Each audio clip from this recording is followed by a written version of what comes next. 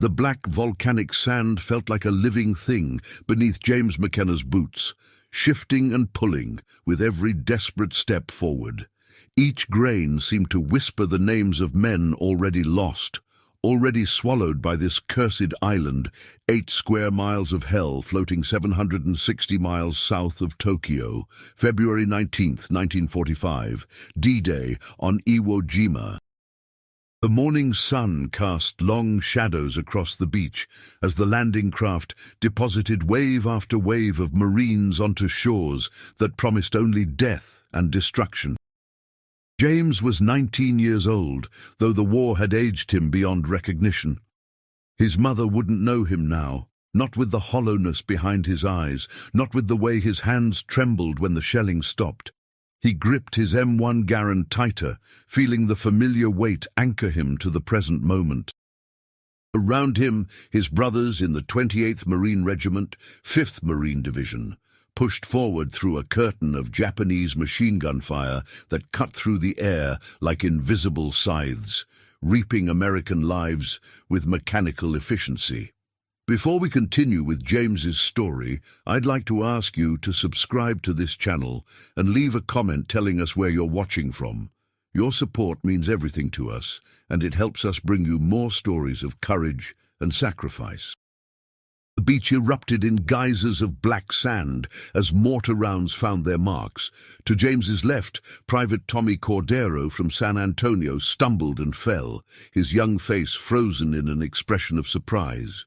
To his right, Sergeant Bill Matthews from Detroit kept moving forward, screaming orders that were barely audible over the cacophony of war. The Japanese had transformed this island into a fortress, 21,000 enemy soldiers hidden in an elaborate network of tunnels and bunkers, invisible until they struck. James had joined the Marines in the summer of 1943, fresh out of high school in Cedar Rapids, Iowa. He'd lied about his age, adding 6 months to his birth certificate so he could enlist at 17. His father had served in the Great War, had come home with stories but few words. Now James understood why. Some things couldn't be spoken, only survived. The training at Camp Pendleton had been brutal, designed to forge soft boys into hardened warriors, but nothing, absolutely nothing, could have prepared him for this. The naval bombardment had lasted for days before the landing, the great battleships and cruisers pounding the island with thousands of tons of explosives. The Marines had watched from their transport ships, some cheering, most silent, believing that nothing could survive such devastation. They'd been wrong. The Japanese had burrowed deep, creating a subterranean world of reinforced tunnels, artillery positions, and machine gun nests that connected like the synapses of some malevolent brain. General Tadamichi Kuribayashi had prepared his defense with meticulous care, ordering his men to make the Americans pay for every inch of volcanic soil with rivers of American blood. James crawled forward now, the soft volcanic sand offering no purchase, no solid ground beneath him. It was like trying to run through a nightmare where your legs wouldn't respond, where every movement took twice the effort and half the result. He passed a crater where a corpsman worked frantically on a Marine whose legs had been torn away by a mine. The corpsman's hands were steady despite the chaos, despite the fact that he knew, they all knew, that this boy wouldn't make it off the beach alive. Still, he worked. That was the code. You never left a man behind, never stopped trying, never surrendered to the inevitability of death, even when it stared you in the face. Mount Suribachi loomed in the distance, a dormant volcano that rose 554 feet above the southern tip of the island like a dark sentinel. From its summit, Japanese observers could see everything, directing artillery fire with devastating precision onto the exposed Marines below. Taking that mountain had become an obsession for the commanders, a symbolic and strategic necessity. Control Suribachi, and you controlled the southern approach. Control Suribachi, and you could give these boys some cover, some hope, By nightfall of that first day, the Marines had established a tenuous beachhead, but the cost had been staggering. James found himself in a shallow foxhole with Corporal Danny Reston, a kid from Boston who'd played baseball for his high school varsity team and talked endlessly about returning to the minor leagues after the war. They took turns keeping watch, listening to the sounds of wounded men crying out in the darkness, hearing the infiltration tactics of Japanese soldiers who would slip silently between American positions to kill with knives and bayonets. Sleep came in fractured moments, nightmares that bled into waking reality until there was no distinction between the two. The second day brought more of the same grinding, brutal combat. Every bunker had to be cleared individually, often with flamethrowers that turned defensive positions into crematoriums. James watched in horrified fascination as Corporal Mike Harrison from Tennessee, a man who'd been a volunteer firefighter back home, wielded his flamethrower with grim efficiency, sending jets of liquid fire into cave openings and watching as Japanese soldiers emerged screaming, human torches running until they collapsed. Harrison's face remained expressionless throughout, a mask that revealed nothing of the soul-destroying work he performed. That night, James heard him sobbing quietly in his foxhole, the mask finally cracking. The days blurred together in a symphony of violence. Wake up to the sound of artillery, push forward a few yards, take cover from sniper fire, watch another friend fall, radio for corpsmen who were already overwhelmed with casualties, dig in before nightfall, repeat. The island measured only 8 square miles, but it might as well have been infinite for how slowly they advanced, for how many lives it consumed. On the 4th day, February 23rd, James found himself part of a larger push toward Mount Suribachi. The summit had become more than a military objective. It had become a symbol of everything this battle represented. If they could plant the American flag on top of that cursed mountain, it would prove that nothing was impossible, that American determination could overcome any obstacle. Lieutenant Colonel Chandler Johnson, commander of the 2nd Battalion, 28th Marines, had ordered Captain Dave Severance to send a platoon to seize the summit. First Lieutenant Harold Schreer volunteered to lead a 40-man combat patrol up the mountainside. James wasn't part of that initial patrol, but he watched from his position near the base as Schreer's men began their ascent. The mountain was eerily quiet, the Japanese artillery that had been so punishing suddenly silent. Some Marines whispered that it was a trap, that the enemy was waiting to spring an ambush. Others prayed that maybe, just maybe, the resistance was finally breaking. James held his breath, watching those tiny figures climb higher and higher, expecting at any moment to see them cut down by machine gun fire. Then, at approximately 10:30 in the morning, something miraculous happened. A small American flag appeared at the summit of Mount Suribachi, raised by Schreer and his Marines, using a length of Japanese water pipe they'd found. The reaction was instantaneous and overwhelming. Every ship in the harbor began blowing their horns. Marines on the beach and in the advancing lines started cheering, some crying, some firing their weapons into the air in jubilation. James felt something break loose in his chest, a knot of tension that had been coiled there since the landing. They'd done it. Against all odds, they'd planted the stars and stripes on Japanese soil. The celebration was premature, but in that moment, it didn't matter. Bill Montgomery, an 18-year-old Marine positioned near an airfield, would later describe it as the greatest feeling he'd ever experienced, believing for a brief, shining moment that the battle was finally over. He was wrong. They were all wrong. The fighting would continue for another 32 days, claiming thousands more American lives. But for those few minutes, hope felt like a tangible thing, something you could hold on to like a lifeline in the storm. Later that afternoon, Lieutenant Colonel Johnson decided the first flag was too small to be seen clearly across the entire island. He ordered a second, larger flag to be raised, one that measured 96 by 56 inches and could serve as a beacon of American resolve, visible from every position on Iwo Jima.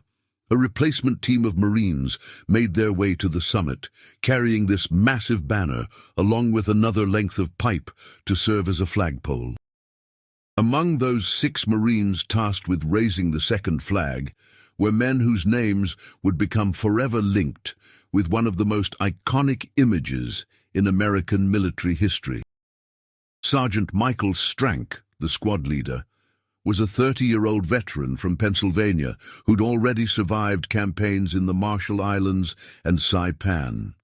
Corporal Harlan Block from Texas was a former high school football star with a fiancée waiting for him back home.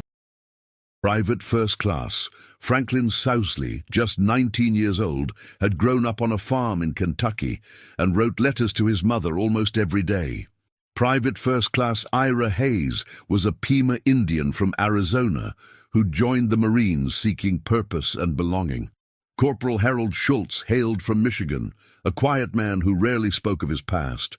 And Corporal Harold Keller from Iowa, a farm boy like Sousley, had joined seeking adventure and found only horror. Associated Press photographer Joe Rosenthal climbed the mountain that afternoon, lugging his heavy-speed graphic camera and hoping to capture something meaningful. He'd nearly missed the moment entirely, arriving just as the replacement flag was being prepared for raising.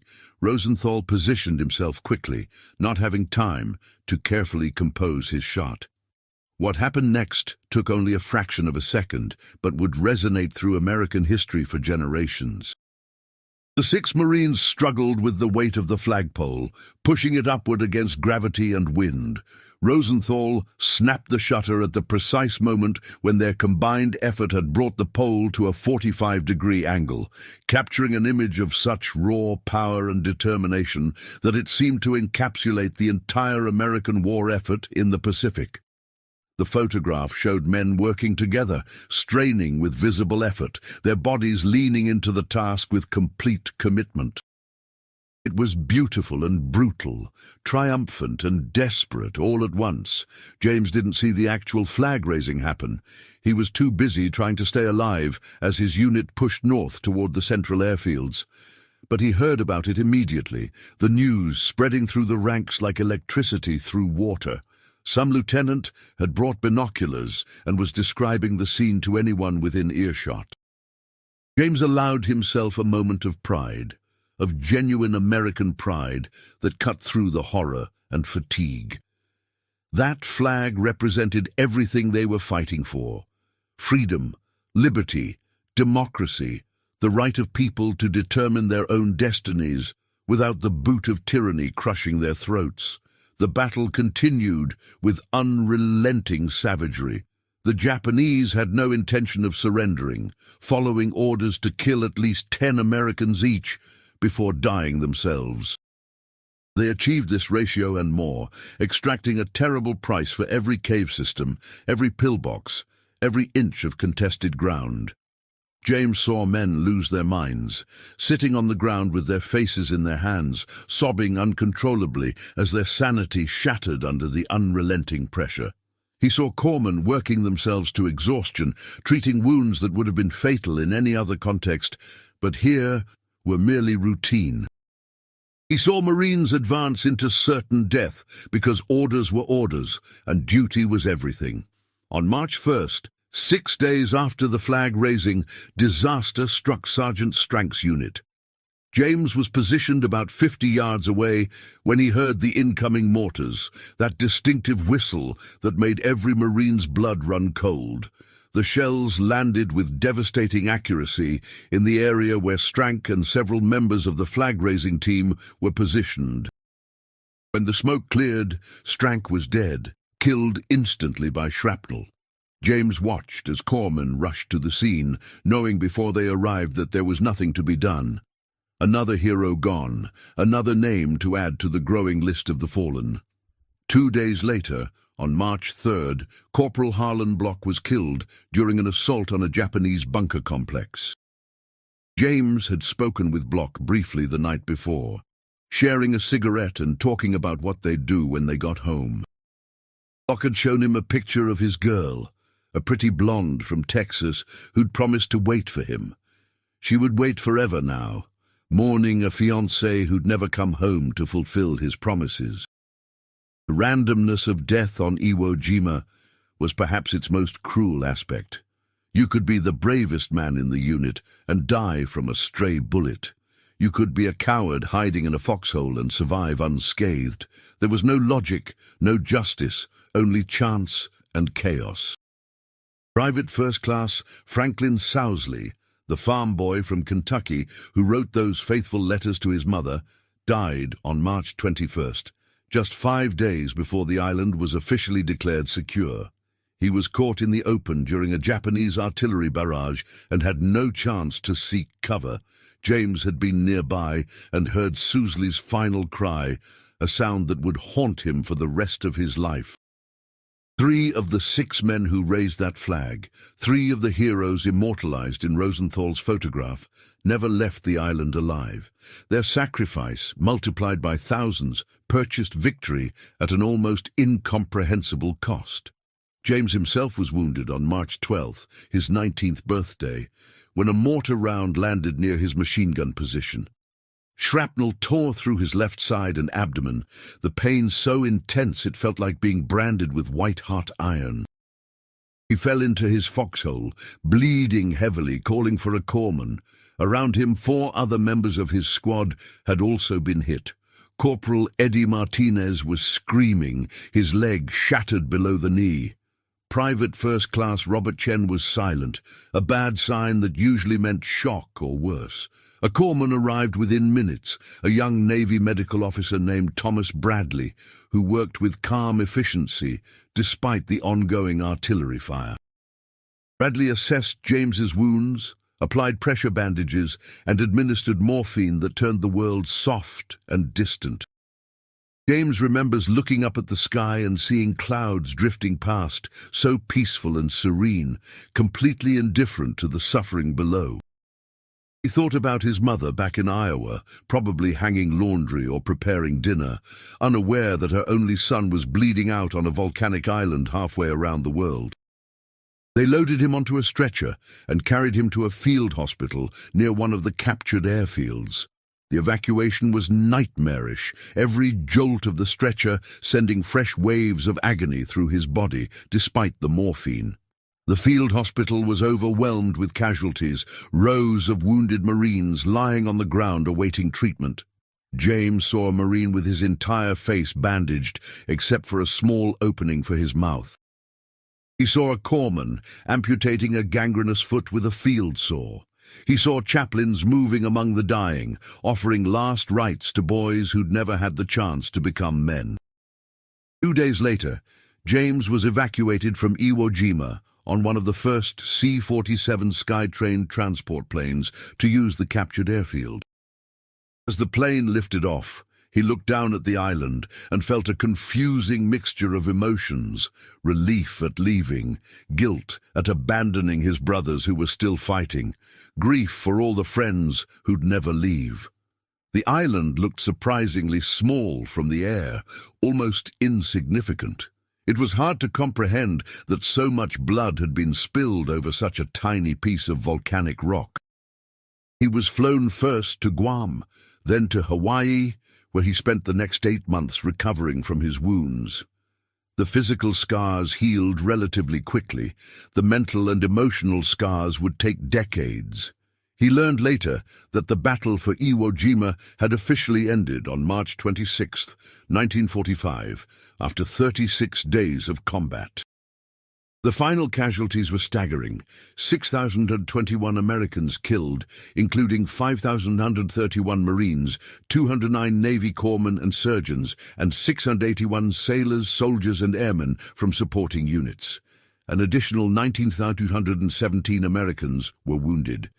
Nearly 40% of the Marine assault force became casualties. Out of 21,000 Japanese defenders, only 216 were captured alive. The rest fought to the death or committed suicide rather than surrender. While James recovered in Hawaii, Joe Rosenthal's photograph of the flag raising was published in newspapers across America and quickly became a sensation. It appeared in thousands of publications, was reprinted on war bond posters, and captured the American imagination in a way few images ever had. The photograph won the Pulitzer Prize for Photography in 1945, becoming one of the most recognizable images of World War II and eventually inspiring the Marine Corps War Memorial in Arlington, Virginia. But for James and the survivors of Iwo Jima, the photograph represented something more complex than simple triumph. Yes, it showed American courage and determination. Yes, it symbolized the victory that had been achieved at such terrible cost. But it also represented the friends who hadn't come home, the innocents lost, the prices paid in blood and trauma. Every time James saw that image in newspapers or magazines, he thought of Strank and Bloch and Sousley, of Tommy Cordero and Bill Matthews and all the others whose names had been recorded only in casualty reports and grieving families' memories. The three surviving flag raisers, Ira Hayes, Harold Schultz, and Harold Keller, were identified and brought home for a war bond tour that raised millions of dollars for the continuing war effort. But the experience was traumatic for them, particularly for Hayes, who struggled with survivor's guilt and the pressure of being labeled a hero when so many actual heroes had died. Hayes would later tell reporters that the real heroes of Iwo Jima were the men who never came home, not those who happened to be photographed performing a routine task. His words resonated with James and countless other veterans who carried similar burdens. James was discharged from the Marine Corps in early 1946 and returned to Cedar Rapids, Iowa. His hometown held a parade in his honor, but he felt disconnected from the celebration, unable to share in the joy of victory when his memories were filled with so much death. His mother cried when she saw him, not from happiness alone, but from recognition of how fundamentally changed he was. The boy who'd lied about his age to join the Marines had been replaced by a man who'd seen things no human should witness. He married his high school sweetheart, Elizabeth, in the summer of 1947. She was patient with his nightmares, understanding when he couldn't talk about his experiences, loving him through the difficult years when he struggled to find his place in a world that seemed impossibly trivial compared to the life and death stakes of combat. They had 3 children together, and James worked for the Postal Service for 35 years, living a quiet, ordinary life that he came to appreciate as the greatest gift imaginable. For decades, James rarely spoke about Iwo Jima except with other veterans who understood. The memories were too painful, too immediate, the guilt of survival too heavy. But as he grew older and began losing more friends to time than they'd lost to war, he realized the importance of bearing witness, of ensuring that future generations understood the true cost of the freedoms they inherited. He started speaking at schools and veterans organizations, telling his story not to glorify war, but to honor the men who'd fought beside him. In February 1985, on the 40th anniversary of the battle, James returned to Iwo Jima for the first time since his evacuation.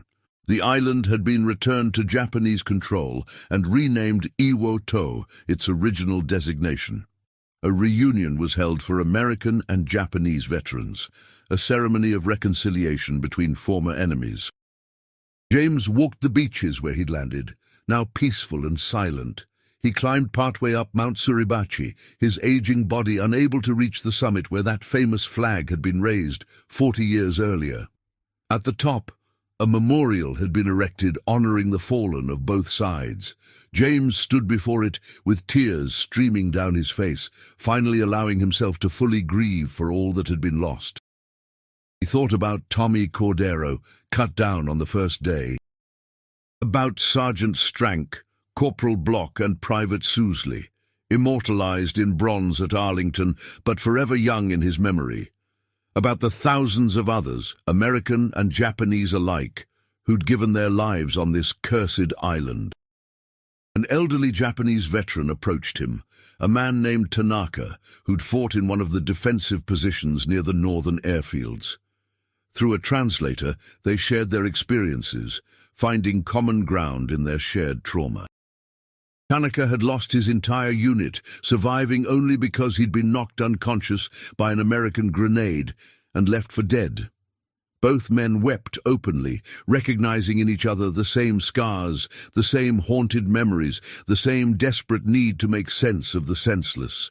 James lived another 30 years after that reunion, passing away peacefully in his sleep in 2015 at the age of 89. At his funeral, his grandson Matthew wore his grandfather's Purple Heart and Bronze Star, with V for valor, medals James had kept in a drawer and rarely mentioned. Matthew had grown up hearing some of his grandfather's stories, understanding that the freedom he enjoyed had been purchased with blood and sacrifice by men like James McKenna.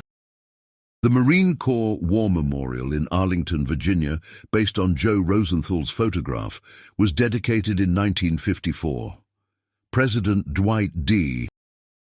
Eisenhower, himself a military veteran, spoke at the dedication about the meaning of sacrifice and the price of liberty. The memorial became a pilgrimage site for Marines and their families, a place to remember not just the 6 men who raised the flag, but all who served. Over the decades, the identities of some of the flag raisers were corrected as new evidence emerged. It was determined that Harold Schultz, not John Bradley as originally reported, was one of the 6 Marines in the famous photograph. In 2019, Harold Keller was confirmed as the 6th flag raiser, replacing René Gagnon, who had been incorrectly identified. These corrections, while important for historical accuracy, didn't diminish the photograph's power or its symbolic significance. The image represented not 6 specific individuals, but rather the collective courage of an entire generation. Today, fewer and fewer veterans of Iwo Jima remain alive. Time accomplishes what enemy fire could not, claiming the survivors one by one. But their legacy endures in the freedoms Americans enjoy, in the understanding that liberty must sometimes be defended with blood, in the recognition that courage isn't the absence of fear, but the willingness to act despite it. The men who fought on Iwo Jima, who raised that flag on Mount Suribachi, who gave their lives or their youth or their innocence for a cause greater than themselves, they changed the course of history forever. James McKenna's story is one of thousands, each unique yet bound together by common threads of sacrifice, courage, and commitment to duty. These men weren't superhuman. They were ordinary Americans, farm boys and city kids, high school athletes and factory workers, rich and poor, from every corner of the nation, who answered their country's call and did extraordinary things when circumstances demanded it. They fought not for glory or recognition, but for each other, for the brothers beside them in the foxholes, for the abstract yet powerful idea that freedom was worth any price. The flag that was raised on Mount Suribachi on February 23, 1945, flew for only a few hours before being replaced and eventually taken down for preservation. But the image of that raising, captured by Joe Rosenthal's camera, became eternal. It adorned war bond posters during the remainder of World War II. It inspired the Marine Corps War Memorial. It appeared in countless textbooks and documentaries. And most importantly, it reminded generations of Americans that their freedom was not free, that it had been purchased at places like Iwo Jima by men who gave everything. The strategic value of Iwo Jima proved significant in the final months of the war. The island's captured airfields provided emergency landing sites for damaged B-29 bombers returning from raids on Japan, saving thousands of airmen's lives. Fighter escorts based on Iwo Jima could accompany the bombers all the way to their targets and back, dramatically improving the bombing campaign's effectiveness. The invasion also served a psychological purpose, demonstrating American resolve and capability to project power ever closer to the Japanese home islands. But the human cost haunted military planners and helped influence the decision to use atomic weapons against Hiroshima and Nagasaki rather than attempt a conventional invasion of Japan. If capturing an 8-square-mile volcanic island had cost nearly 27,000 American casualties, what would invading the Japanese mainland cost? Estimates ranged from hundreds of thousands to over 1 million American casualties, with Japanese civilian and military deaths potentially numbering in the millions. The atomic bombs, terrible as they were, likely prevented an even greater catastrophe. For the men who fought on Iwo Jima, these strategic calculations provided little comfort. They'd done their duty, followed their orders, and sacrificed for their country. Whether those sacrifices were strategically justified or morally necessary was above their pay grade, as they liked to say. What mattered to them was honoring the memories of fallen comrades and trying to build lives worthy of the second chance they'd been given. James McKenna represented the best of that generation.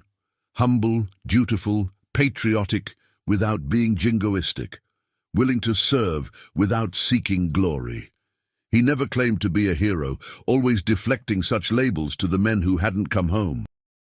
But in his quiet way, living a good life, raising a family, contributing to his community, he embodied the values that those men had died defending.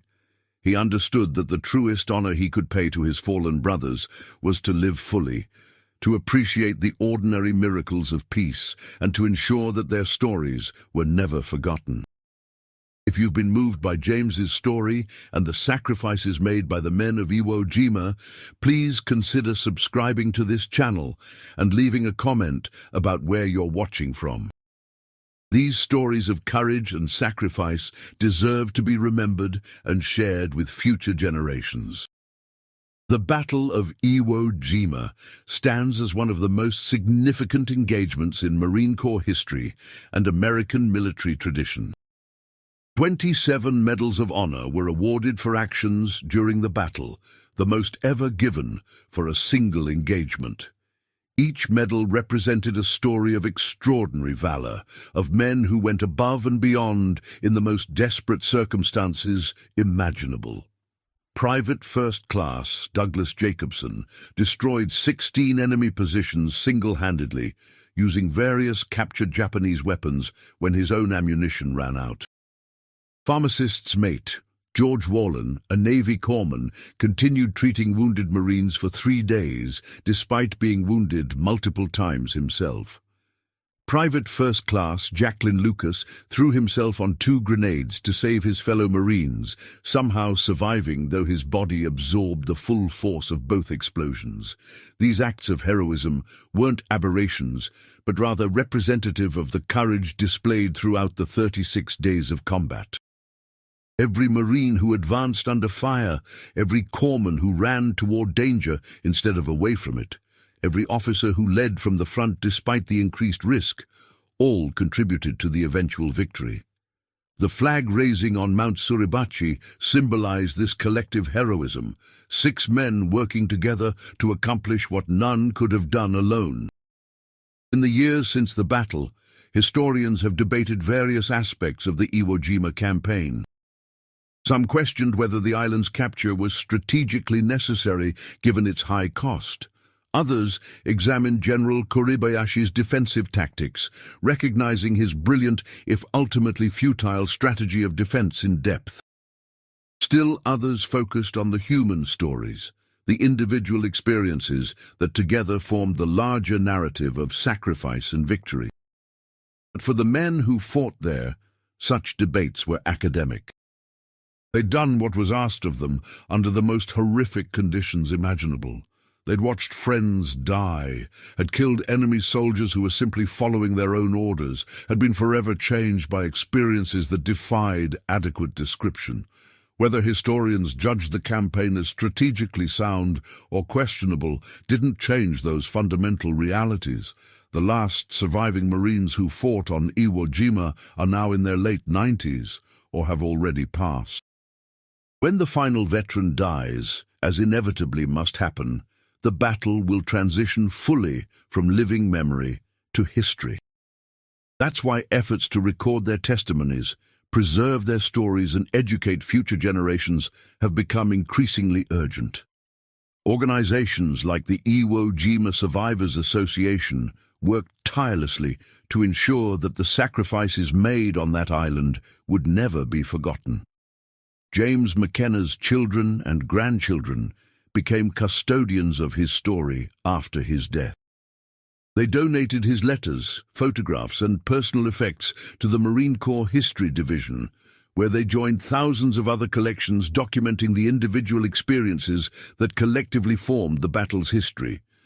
His grandson Matthew became a teacher, incorporating his grandfather's story into lessons about World War II, helping students understand that history isn't just dates and strategic movements, but human beings making impossible choices under unimaginable pressure.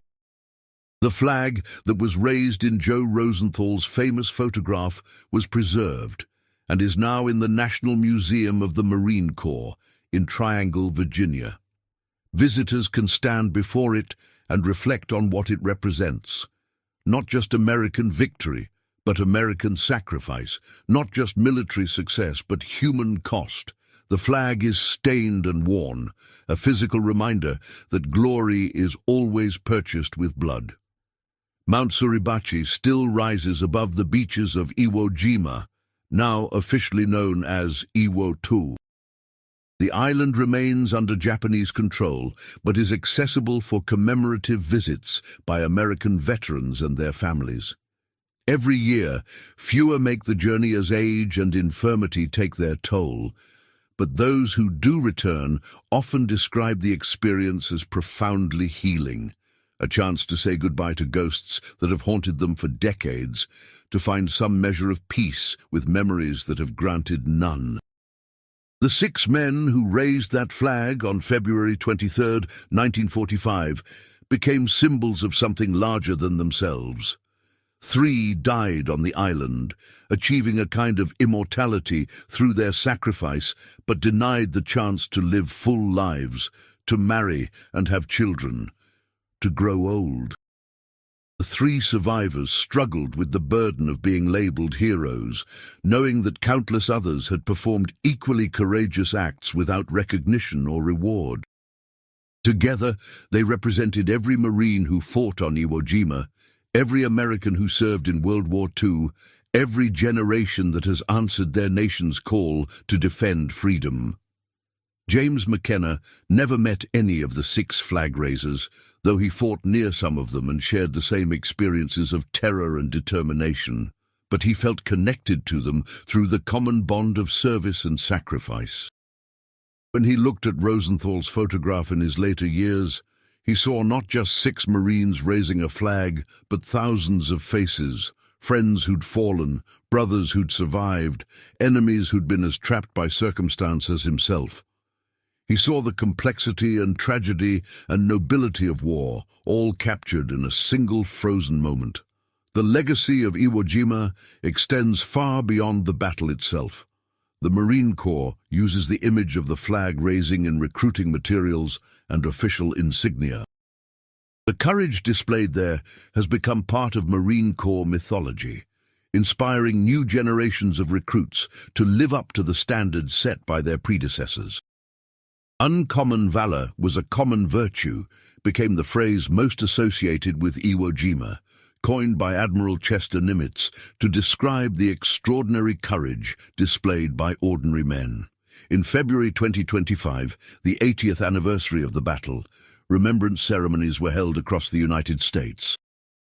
At the Marine Corps War Memorial in Arlington, aging veterans stood in the shadow of the bronze figures, men in their late 90s paying tribute to friends who'd never had the chance to grow old. Their numbers dwindle each year. Soon there will be none left who personally remember the black volcanic sand, the whistle of incoming mortars, the weight of fear and duty combined. But the memory persists through stories like James McKenna's, through photographs like Joe Rosenthal's, through memorials like the one at Arlington. These become the vessels carrying forward the lessons and legacy of Iwo Jima, that freedom requires defenders, that courage can be found in the most unlikely places, that ordinary people can accomplish extraordinary things when circumstances demand it, and that the price of liberty must never be forgotten by those who inherit its blessings.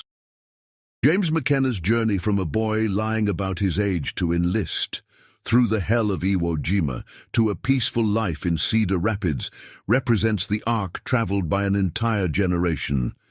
They'd been forged in the Depression, tested in global war, and emerged to build the most prosperous society in human history. They didn't seek glory or recognition, didn't boast about their accomplishments, simply did what needed to be done, and then came home to resume their lives. They were, in the truest sense, America's greatest generation. The flag raised on Mount Suribachi on that February morning in 1945 was more than colored cloth on a pole. It was a promise that tyranny would not prevail, that free people would defend their values against any threat, that the American experiment in liberty was worth any sacrifice. The men who raised it, who fought to secure it, who died to defend it, they fulfilled that promise with their blood and courage.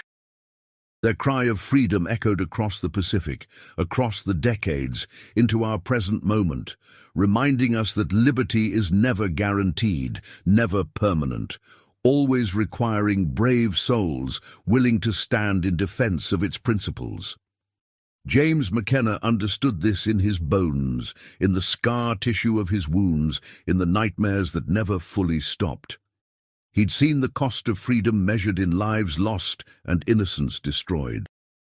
But he'd also seen its value, understood why men would sacrifice everything to preserve it.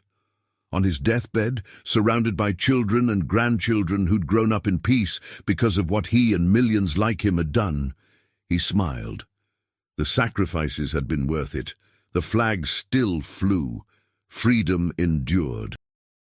And high atop Mount Suribachi, in bronze and stone and memory, 6 Marines forever strained to raise their flagpole, frozen in a moment of effort and determination, crying out their message across the generations, that liberty is precious, that courage is real, that ordinary Americans can change the course of history when they stand together in defense of freedom. That cry echoes still, will echo always, as long as people remember the men who raised the flag and changed the course of history forever. The weeks following James McKenna's evacuation from Iwo Jima were marked by a strange duality of experience. While his body recovered in the sterile environs of the Navy hospital in Hawaii, his mind remained trapped on that volcanic island, reliving the same moments over and over in an endless loop of memory and trauma. The morphine helped with the physical pain, but did nothing for the emotional and psychological wounds that ran far deeper than the shrapnel scars crisscrossing his abdomen and side. In the bed next to James lay Corporal Michael "Mickey" Patterson from Philadelphia, a machine gunner who'd lost his right leg below the knee to a Japanese mortar round on the 21st day of the battle. Mickey was 22 years old and had been engaged to his high school sweetheart before shipping out. Now he stared at the ceiling for hours, refusing to speak, refusing to acknowledge the nurses who changed his dressings or the doctors who assured him he'd walk again with a prosthetic. James understood Mickey's silence. What words could possibly encompass what they'd experienced? Across the ward, a Marine named Vincent Calabrese screamed himself awake every night, thrashing against his restraints as he relived whatever horrors his subconscious couldn't process during waking hours. The nurses had seen it before, in survivors from Guadalcanal and Tarawa and Saipan, but Iwo Jima seemed to produce an especially severe form of what they were calling combat fatigue. Later generations would recognize it as post-traumatic stress disorder, But in 1945, the medical establishment had few tools beyond sedation and time to address the invisible wounds of war. James learned from a Navy chaplain that his unit, what remained of it, had continued fighting after his evacuation. The 28th Marines had been pulled off the line on March 16th after sustaining catastrophic casualties. Over 60% of the regiment had been killed or wounded. Sergeant Bill Matthews, who'd been screaming orders on that first terrible morning on the beach, had died on March 14th, shot through the head by a Japanese sniper while directing artillery fire. Tommy Cordero's younger brother, who joined the Marines to avenge his sibling, was killed in the final days of the battle when a cave entrance collapsed during demolition operations. The guilt of survival weighed on James like a physical burden. Why had he lived when so many better men had died?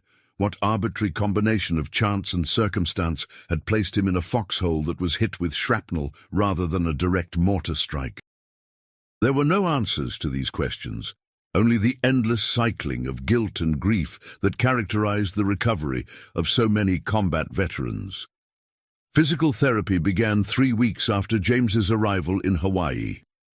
A Navy physical therapist named Lieutenant Sarah Morrison worked with him daily, pushing him to rebuild strength in muscles that had atrophied during his bed rest. The exercises were agonizing, each movement pulling at healing wounds and scar tissue, but James welcomed the pain. It was concrete, measurable, something he could understand and fight against, unlike the formless dread that haunted his quieter moments. Lieutenant Morrison had treated hundreds of wounded Marines during her 3 years in the Pacific Theater. She developed a sixth sense for distinguishing between those who would recover fully and those whose invisible wounds would cripple them as thoroughly as any physical injury. She saw something in James that concerned her, a darkness behind his eyes, a tendency to dissociate during particularly difficult exercises, as if his mind simply left his body rather than process the sensory input. "Talk to the chaplain," she told him one afternoon after a particularly brutal session. "Or talk to me, or talk to anyone. But talk, James. Don't let it fester inside you." He tried. He really did. But how could he explain the sound of Tommy Cordero's last breath to someone who hadn't been there? How could he describe the smell of burning flesh from Mike Harrison's flamethrower, or the sight of Harlan Block's body being loaded onto a stretcher, or the weight of knowing that Franklin Sousley's mother would receive a telegram that would destroy her world? The words didn't exist, or if they did, James couldn't find them. Mail from home arrived sporadically, but always caused emotional turmoil. His mother's letters were filled with news about Cedar Rapids, who'd gotten married, which businesses had closed or opened, what the weather was like. Mundane details from a world that felt impossibly distant and irrelevant. How could she write about Mrs. Henderson's prize-winning pie at the county fair when James had watched men die in agony? The disconnect was jarring, almost insulting, though he knew intellectually that his mother was simply trying to give him something normal to focus on, a lifeline back to the world he'd left behind. His father wrote only once during James's hospitalization, a brief note in careful handwriting that said more through what it omitted than what it included.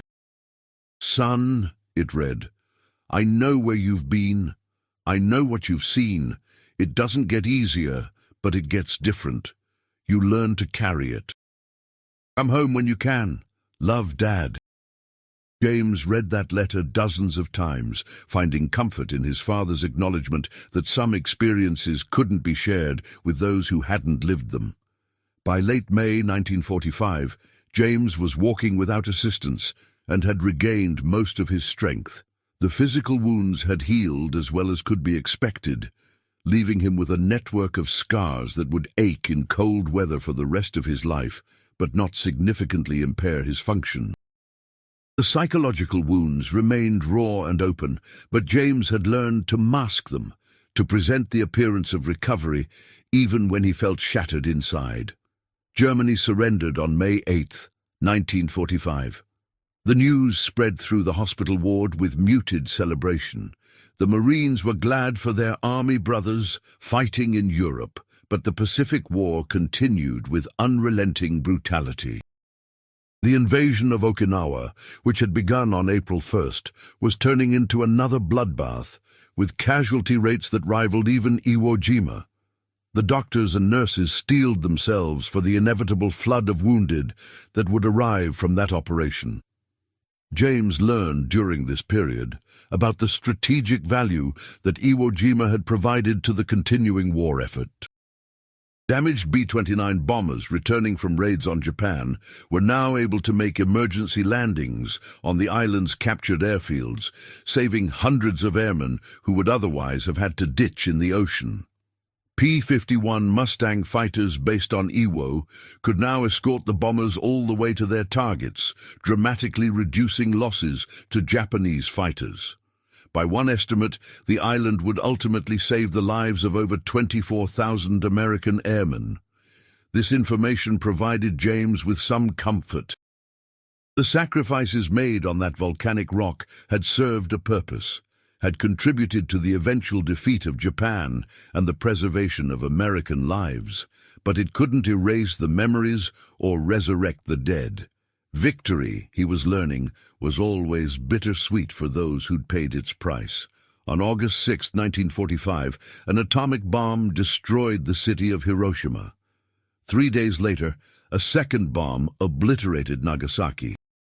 On August 15th, Emperor Hirohito announced Japan's surrender in a radio address that most Japanese citizens had never heard his voice before. The war was over. After years of brutal conflict spanning the Pacific, after millions of deaths, military and civilian alike, the guns finally fell silent. The hospital ward erupted in celebration when news of the surrender arrived. Marines who could walk danced with nurses. Those confined to beds cheered and wept and embraced each other. James felt a profound sense of relief mixed with confusion. It was over. He'd survived. But so many hadn't, and their absence felt more acute in that moment of victory than it had during the grinding monotony of recovery. Corporal Mickey Patterson spoke for the first time in months that day. "Tommy would have loved to see this," he said quietly, referring to another Marine from their unit who'd been killed on D-Day. James nodded, unable to speak past the lump in his throat. Yes, Tommy would have loved it. And Sergeant Strank, and Corporal Block, and Private Sousley, and thousands of others whose names would be recorded only on gravestones and casualty reports. The process of demobilization began almost immediately.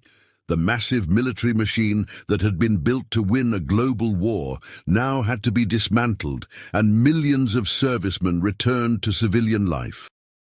James received his discharge papers in September 1945 and was put on a transport ship bound for San Francisco.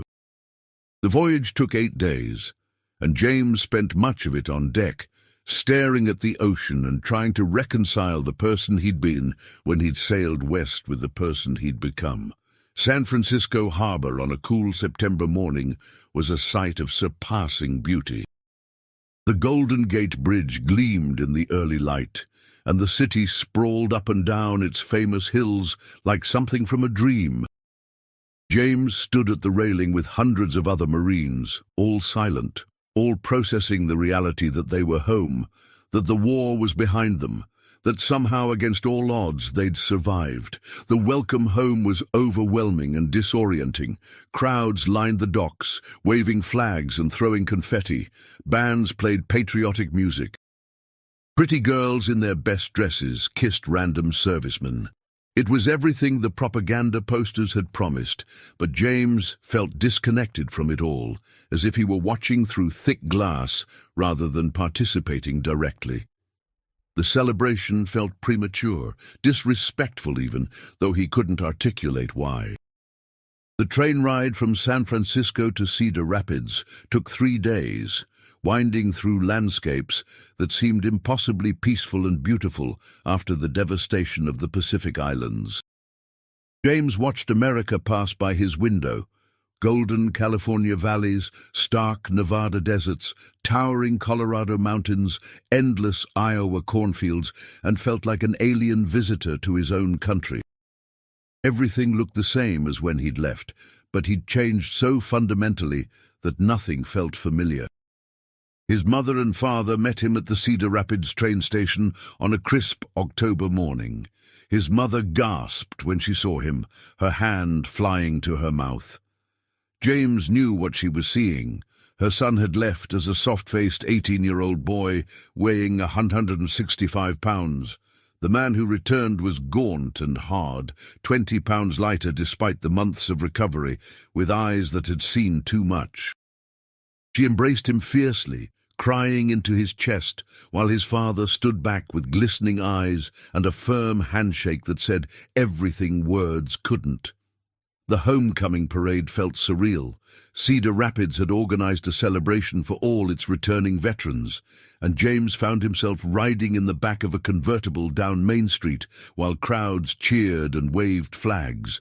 A banner stretched across the street proclaiming, "Welcome home, heroes." James smiled and waved mechanically, feeling like a fraud. The real heroes hadn't come home. They were still on Iwo Jima, buried in hastily marked graves that would eventually be relocated to military cemeteries or returned to grieving families. That night, his mother prepared his favorite meal: pot roast with potatoes and carrots, fresh bread, apple pie for dessert. James ate mechanically, tasting nothing, his mind thousands of miles away in a foxhole, eating cold sea rations while artillery thundered. His mother chattered nervously about neighborhood gossip, clearly trying to fill the uncomfortable silences. His father said little, but watched James carefully, recognizing symptoms he'd lived with himself after the trenches of France in 1918. "Son," his father said after dinner when they were alone on the porch, "it's going to take time. Don't rush it.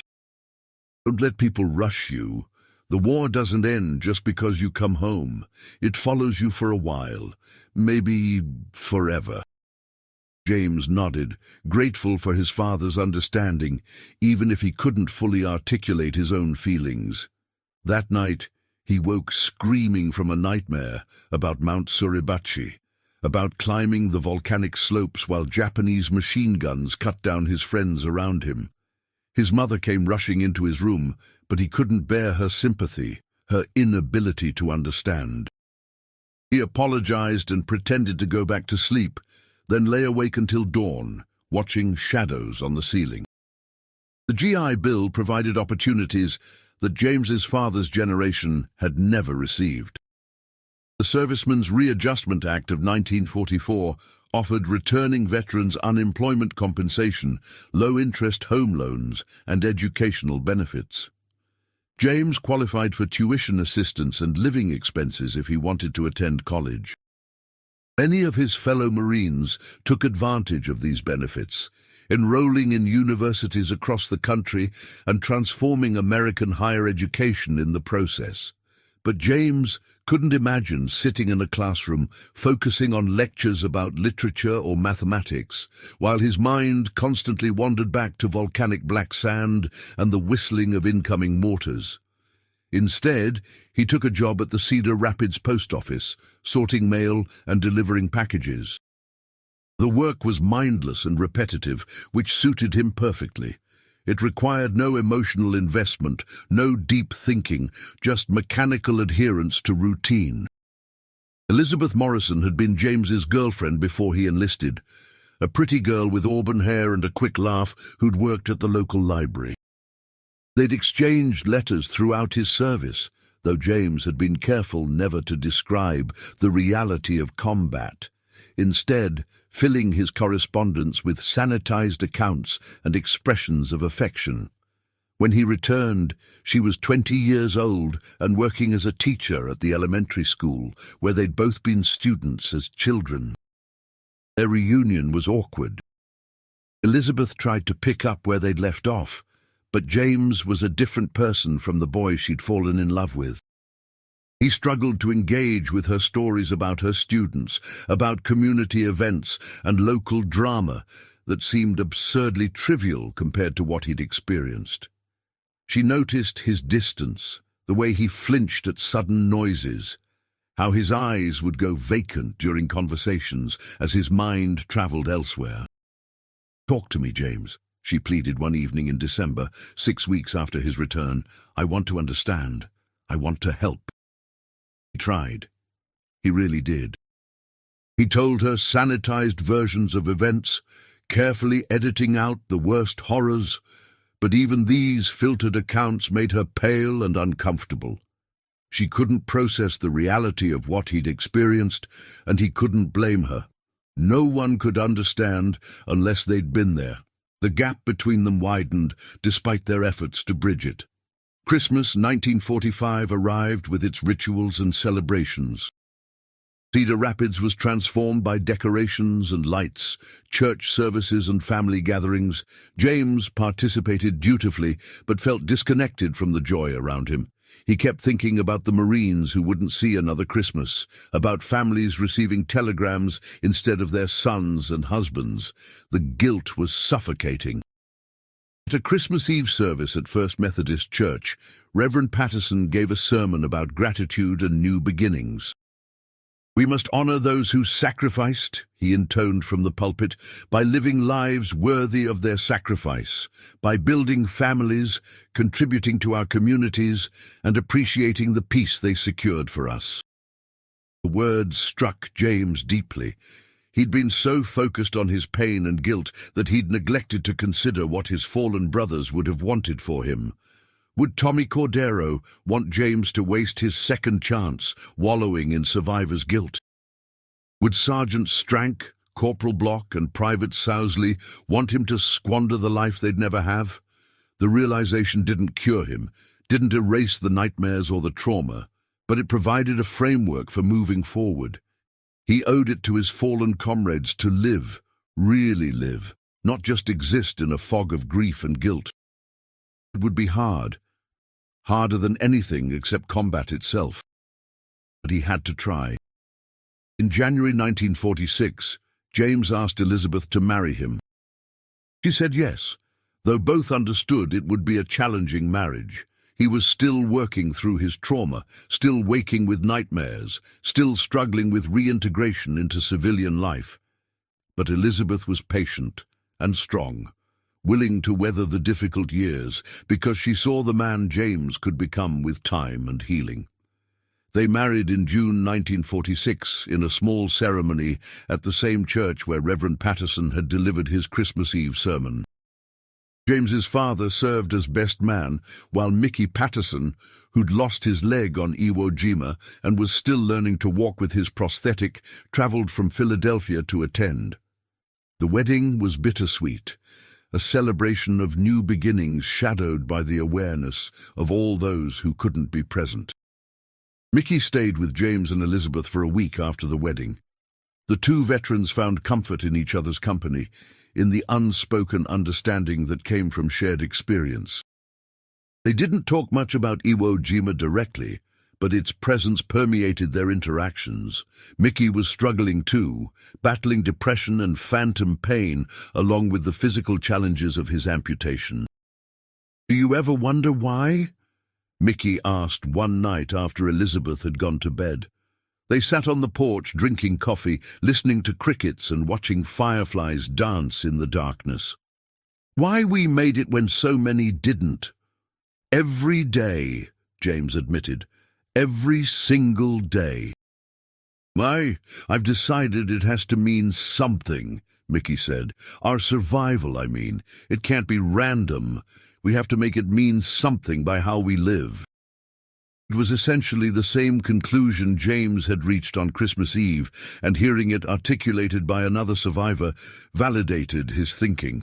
They weren't dishonoring the dead by living. They were honoring them by making their sacrifices meaningful through the quality of their own lives. James and Elizabeth's first child, a daughter they named Sarah, was born in April 1947. Holding her for the first time in the hospital, James wept. For joy at her arrival, for grief at all the men who would never hold their children, for hope that this tiny life represented a future worth the terrible price paid to secure it. Sarah's birth didn't erase his trauma, but it gave him a powerful reason to continue working through it. The late 1940s and early 1950s brought continued healing, though progress was neither linear nor complete. James had good days and bad days. Some nights he slept peacefully.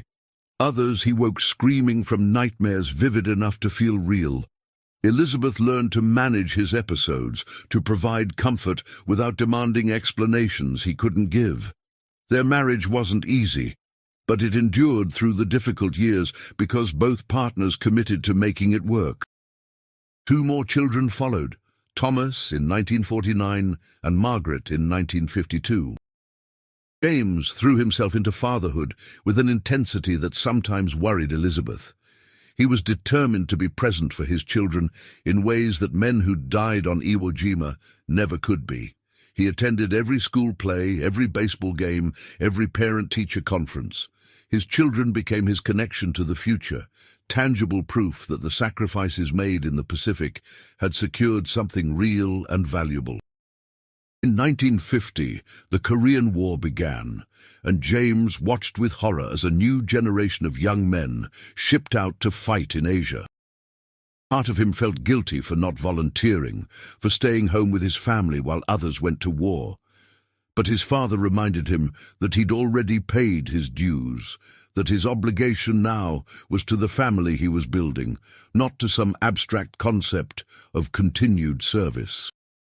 Through the 1950s, James rarely spoke about his wartime experiences, except with other veterans. Cedar Rapids had a small Veterans of Foreign Wars post where he occasionally attended meetings. The atmosphere at these gatherings was different from civilian life. No need to explain or justify, no uncomfortable questions, just the companionable silence of men who understood what the others had endured. He reconnected with several Marines from his unit during these years. Bill Henderson, who'd been wounded in the leg on D-Day and evacuated before the fighting became truly intense, had returned to his family's farm in Nebraska.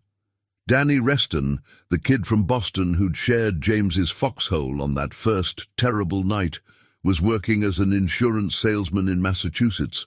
Vincent Calabrese, who'd screamed through nightmares in the hospital ward, had struggled with alcoholism but was managing to stay sober with his wife's support.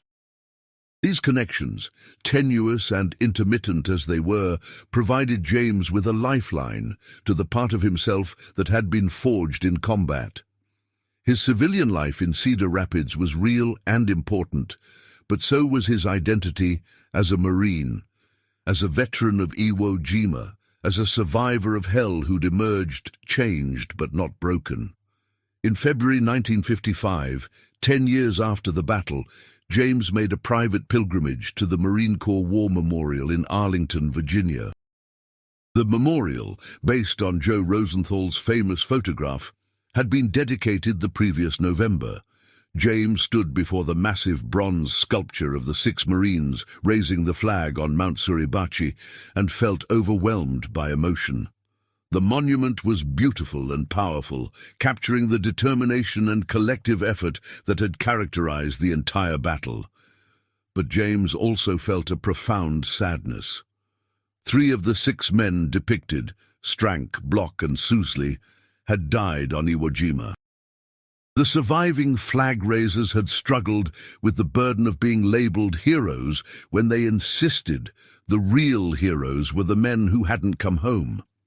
James placed a small American flag at the base of the memorial, along with a handwritten note that read simply, "For Tommy Cordero and all the others, never forgotten." It was an inadequate tribute to thousands of fallen Marines, but it was all he could offer, his memory, his respect, and his commitment to living a life that justified their sacrifice. The 1960s brought new challenges and changes. James's children grew into teenagers with their own concerns and interests. The nation grappled with civil rights struggles, Cold War tensions, and eventually another war in Vietnam that divided the country in ways World War II never had. James watched young men burning draft cards and protesting military service with conflicted feelings. Part of him understood their opposition to a controversial war. Another part felt that they couldn't comprehend the necessity of sometimes fighting for principles larger than individual comfort. His daughter Sarah married in 1968, giving James and Elizabeth their first grandchild the following year. Becoming a grandfather at 43 years old made James acutely aware of time's passage. The war that had defined his youth was now 24 years in the past. Many Americans born after 1945 knew World War II only as history, not lived experience. The transition from participant to historian of his own life felt strange and melancholy. In the early 1970s, James finally began talking more openly about his experiences with his children, who were now adults capable of understanding mature topics. He didn't share the worst horrors. Some things he would take to his grave, but he provided them with a framework for understanding how their father had been shaped by events on a volcanic island halfway around the world. His son, Thomas, who'd avoided service in Vietnam through a medical deferment for childhood asthma, asked James one evening in 1973, "Do you think the war was worth it? All the death and destruction?" James considered carefully before responding, "Worth is a complicated word. Was defeating Nazi Germany and Imperial Japan necessary? Yes. Were the specific tactics and battles all justified? I don't know. I'm not qualified to make those judgments. What I know is that thousands of men did their duty as they understood it, and many paid the ultimate price. That sacrifice demands respect and remembrance, regardless of any strategic debates." Through the 1970s and 1980s, James continued working at the post office while watching his children build their own lives. Sarah became a teacher like her mother. Thomas worked as an accountant. Margaret married a doctor and moved to Denver. James and Elizabeth became regular fixtures at family gatherings, the anchors around which younger generations orbited. In February 1985, on the 40th anniversary of the battle, James made his first and only return to Iwo Jima. The journey was emotionally devastating and profoundly healing simultaneously. Walking the beaches where he'd landed, climbing partway up Mount Suribachi, standing at the memorial honoring both American and Japanese fallen, these experiences allowed James to finally achieve some measure of peace with his memories. Meeting Tanaka, the elderly Japanese veteran, proved particularly powerful. Through a translator, they shared their experiences and recognized their common humanity. The enemy who'd haunted James's nightmares for 40 years became simply another old man who'd suffered through the same hell, following orders from his own government, traumatized by the same violence. The recognition didn't erase the trauma, but added nuance and complexity that helped James integrate his experiences into a broader understanding. The 1990s brought the infirmities of age. James retired from the post office in 1991 after 35 years of service. Elizabeth developed arthritis that limited her mobility. They settled into a quiet retirement of grandchildren visits, church activities, and the comfortable routines of long marriage. James's nightmares had lessened over the decades, but never completely disappeared. He'd learned to manage them, to ground himself in present reality when past horrors intruded. In 1995, on the 50th anniversary of the battle, James attended ceremonies at the Marine Corps War Memorial in Arlington. Fewer veterans returned each year as age and death claimed more survivors. The ceremony was poignant, with speeches from military officials and politicians. But James found the most meaning in the quiet moments with fellow veterans, men who shared knowing looks and firm handshakes that communicated volumes. Elizabeth passed away in 2008 after 62 years of marriage. Her death devastated James, removing his anchor and closest companion. For months, he drifted through his daily routines without purpose or engagement, but his children and grandchildren rallied around him, providing support and company that helped him navigate the grief. He realized that Elizabeth had been his reward for surviving Iwo Jima, the happiness he'd earned through enduring hell. Her memory, like those of his fallen comrades, demanded that he continue living fully rather than surrendering to despair. In his final years, James became increasingly focused on legacy and remembrance. He donated his letters, photographs, and memorabilia to the Marine Corps History Division. He participated in oral history projects, recording his experiences for future generations. He spoke at schools and veterans organizations, always emphasizing the human cost of war and the importance of honoring those who served. His message to young people was consistent: freedom isn't free. That's not just a slogan. It's a truth purchased with blood and sacrifice. The men who died on Iwo Jima and thousands of other battlefields gave you the world you inherit. Honor them by appreciating what you have, by being good citizens, by understanding that sometimes terrible things must be done to preserve precious things. The 70th anniversary ceremonies in February 2015 would be James's last public appearance. At 89 years old, he was frail but determined to attend. He traveled to Washington with his grandson, Matthew, who'd become a teacher, and incorporated his grandfather's story into his curriculum. Standing once more before the Marine Corps War Memorial, James reflected on 7 decades of carrying Iwo Jima with him. "I've had a good life," he told Matthew, "a blessed life. Sarah, Thomas, Margaret, they're my victory over death and destruction. Every moment I spent with your grandmother, every sunrise I saw, every laugh I heard from my children and grandchildren, those were gifts purchased by the men who didn't come home. I've tried to live in a way that honors their sacrifice." James McKenna passed away peacefully in his sleep on November 7, 2015, surrounded by his children and grandchildren. His funeral at First Methodist Church in Cedar Rapids was attended by hundreds of people whose lives he'd touched over 9 decades. Marines in dress blues served as pallbearers, honoring one of their own. The American flag draped over his casket was folded with military precision and presented to his children. At the cemetery, a Marine bugler played taps as James was laid to rest. The mournful notes echoed across the Iowa landscape, a final tribute to a man who'd answered his country's call, survived hell, and built a life worthy of those who hadn't been as fortunate.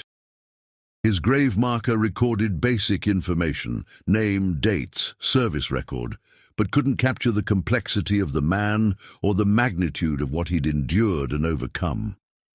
In the weeks following his death, James's family discovered a letter he'd written years earlier, to be opened after his passing. In it, he reflected on his experiences and legacy. "To my children and grandchildren, I've lived 89 years, 70 of them shaped by 36 days on a volcanic island. Iwo Jima made me who I became, scarred but not broken, haunted but not defeated. I watched better men than myself die in terrible ways.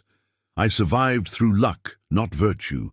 The guilt of that survival never fully left me, but I channeled it into determination to live fully, to appreciate the ordinary miracles of peace, to build a family and contribute to my community.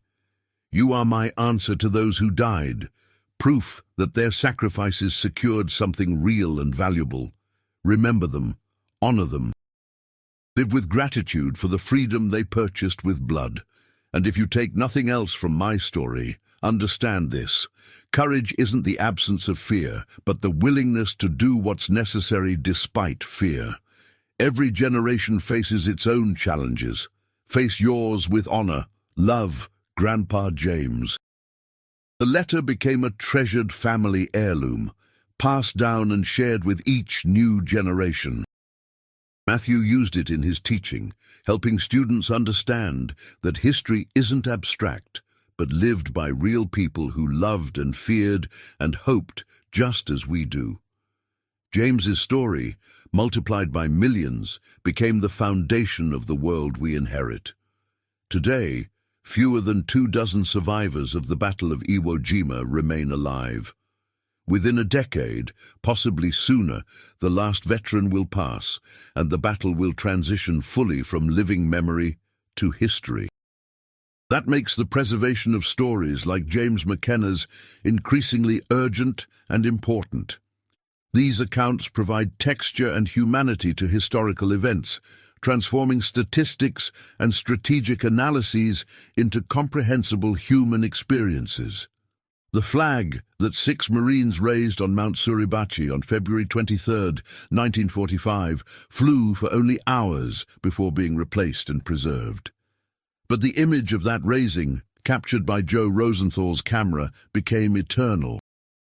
It represents not just American military victory, but the collective courage of ordinary people doing extraordinary things when circumstances demand it. The 6 men in the photograph symbolize thousands of individual acts of bravery and sacrifice. James McKenna never appeared in that famous photograph. He wasn't one of the 6 flag raisers immortalized in bronze at Arlington, but his story is no less important, no less representative of the values and sacrifices that shaped his generation. He was an ordinary man thrust into extraordinary circumstances who did his duty, survived against the odds, and built a meaningful life from the wreckage of trauma. The legacy of Iwo Jima extends far beyond military history. It represents the price of freedom, the power of collective effort, the complexity of war's impact on those who fight it. Every veteran carries their own version of James McKenna's story, unique in details, but united by common themes of sacrifice, service, trauma, and the struggle to build meaningful lives after surviving hell. For the families who lost loved ones on Iwo Jima, the battle never ended. Mothers who received telegrams in 1945 mourned their sons for the rest of their lives. Fiancés who'd promised to wait became widows before becoming wives. Children grew up without fathers, shaped by absence, as profoundly as survivors were shaped by presence.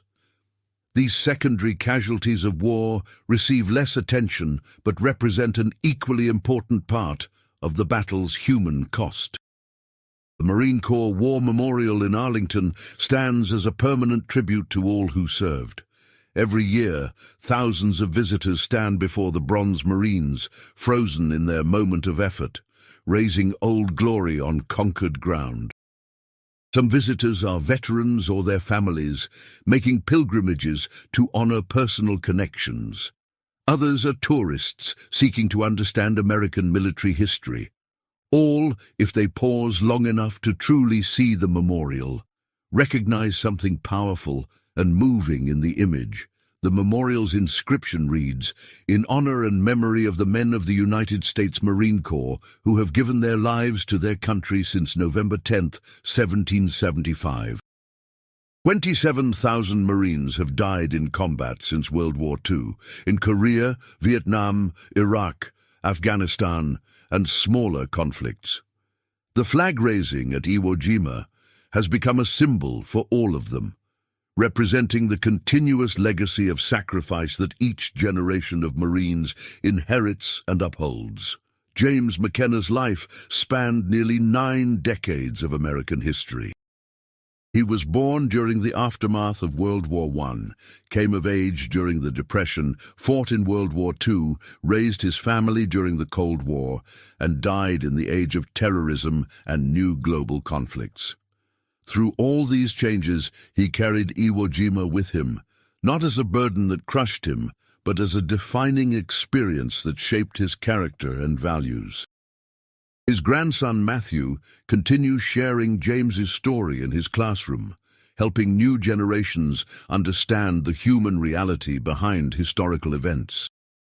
Students who might see World War II as ancient history come to recognize that their great-grandparents lived through these events, that real people made impossible choices under unimaginable pressure, that the freedom they enjoy was purchased at tremendous cost. The cry of freedom that echoed across Iwo Jima on February 23, 1945, when that flag rose above Mount Suribachi, continues resonating through the decades. It speaks of principles worth defending, of courage found in unlikely places, of ordinary people achieving extraordinary things when circumstances demand it. That cry reminds us that liberty requires defenders, that peace demands vigilance, that each generation must decide what values they'll uphold and what prices they'll pay. James McKenna and thousands like him answered that call. They paid terrible prices, some with their lives, others with their innocence and peace of mind, all with a portion of their youth and idealism. They emerged from hell changed but not destroyed, scarred but not broken. They returned home and built the prosperous, free society we inherit. Their sacrifices were not abstract or theoretical but concrete and personal. The 6 men who raised that flag, Strank, Bloch, Sully, Hayes, Schultz and Keller, became symbols of something larger than themselves. 3 died on the island, achieving immortality through sacrifice, but denied the chance to live full lives. 3 survived, but struggled with the burden of being called heroes when they insisted the real heroes were those who didn't return. Together, they represented every Marine who fought on Iwo Jima, every American who served in World War II. As the final veterans of that generation pass into history, their stories become increasingly precious. These accounts preserve not just facts and dates, but the emotional and psychological reality of their experiences. They remind us that history is made by human beings, people who loved and feared, who showed courage and struggled with trauma, who did their best under impossible circumstances. James McKenna's story, from a boy lying about his age to enlist through 70 years of carrying combat trauma, represents the arc of an entire generation. They were forged in depression, tested in global war, and emerged to build unprecedented prosperity. They didn't seek glory or recognition, simply did what seemed necessary, and then returned home to resume their lives. They were, truly, America's greatest generation. The flag still flies over Mount Suribachi in memory, over the Marine Corps War Memorial in bronze, over James McKenna's grave and millions like it across America. That flag, and everything it represents, was raised by men who believed freedom was worth any price, who stood together in defense of principles larger than individual comfort or survival. Their cry of freedom echoes still across the decades, calling each new generation to similar courage and commitment when circumstances demand it. Thank you for watching this story to the end. If you found it meaningful, please subscribe to our channel and leave a comment sharing where you're watching from. These stories of courage and sacrifice must be preserved and shared with future generations, so they never forget the price of the freedom they inherit. God bless our veterans, and God bless America.